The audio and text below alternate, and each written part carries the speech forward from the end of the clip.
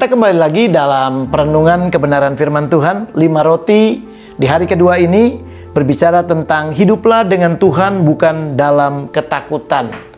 Saudara, banyak orang hidup dalam ketakutan, banyak orang hidup di dalam segala sesuatu intimidasi. Apalagi hari-hari ini di mana kita ada, kita hidup, seluruh dunia mengalaminya.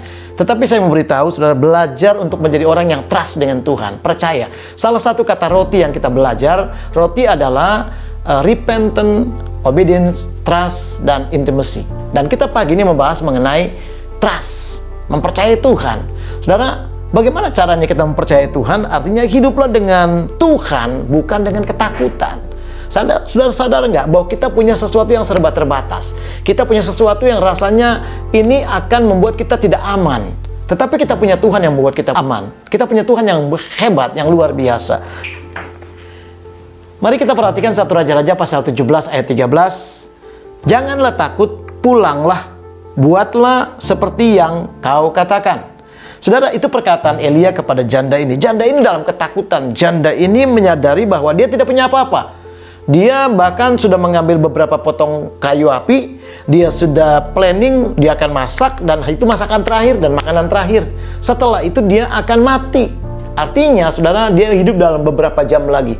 Itu yang membuat dia hidup dalam ketakutan. Karena, saudara, wajar sebagai seorang manusia hidup dalam ketakutan. Sama dengan Bapak, Ibu, saudara, dan saya. Kita juga pasti punya hal-hal yang kita takuti.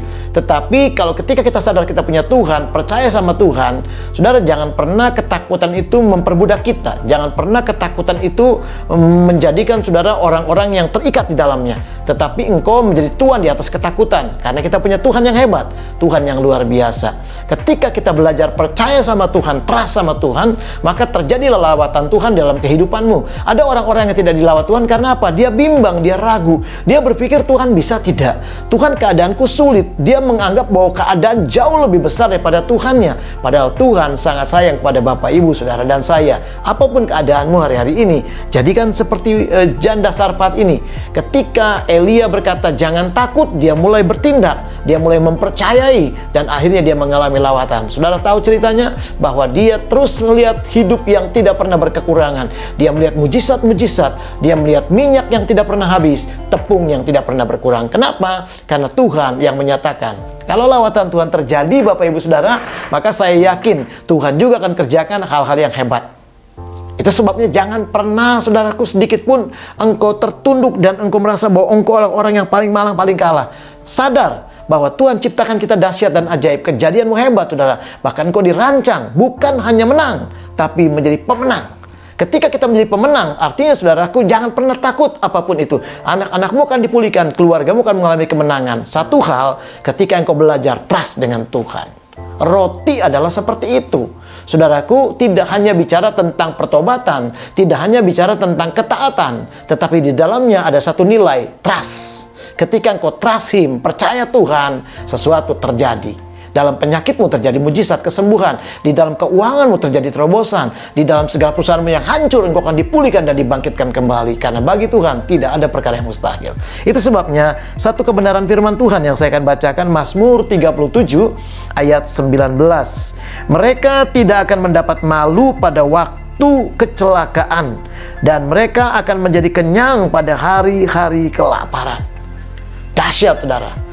Harusnya pada waktu terjadi kecelakaan, pasti kita akan mengalami kehancuran. Kita mungkin akan mengalami kerugian. Kita mungkin akan mengalami, saudaraku, banyak hal kehilangan. Tetapi Tuhan berkata, di sini dikatakan, pada waktu kecelakaan engkau tidak mendapat malu. Kenapa? Karena engkau akan melihat Tuhan melawat. Kalau Tuhan melawat, lawatan ilahi datang, maka terjadi sesuatu yang tidak pernah kita duga.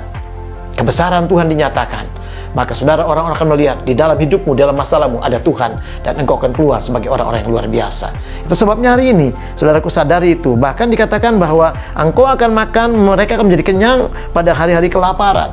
Pada waktu Tuhan melawat keluargamu, saudara, akan ada perubahan. Dari kelaparan-kelaparan akan ada kekenyangan. Dari kekurangan-kekurangan akan ada kelimpahan. Artinya, dengan hal-hal yang supranatural, Tuhan bisa buat itu. Saudara, lihat Elia. Saudara, Tuhan bisa pelihara dia. Ketika sungai itu kredit kering, Tuhan kirim dia untuk ke Sarfaat. Tuhan sudah siapkan janda ini. Artinya dalam setiap langkahmu, dalam setiap momenmu, Tuhan tidak pernah berdiam diri. Tuhan punya sesuatu, Tuhan lakukan sesuatu. Maka pagi ini, saudara, di jam 6 pagi ini, buka hatimu dan berkata, Tuhan, aku mau belajar trust kepada Tuhan. Ketika engkau trust, percaya sama Tuhan, saudaraku, bertobatlah dari keraguanmu, bertobatlah dari engkau seringkali berkata, Tuhan bisa apa enggak? Jangan pernah ragukan Tuhan, karena Tuhan itu hebat, Tuhan itu luar biasa. Sepanjang hari ini, dengarkan baik-baik, Tuhan bersama-sama saudara, dan kuasanya menjadikan engkau pemenang. Amin.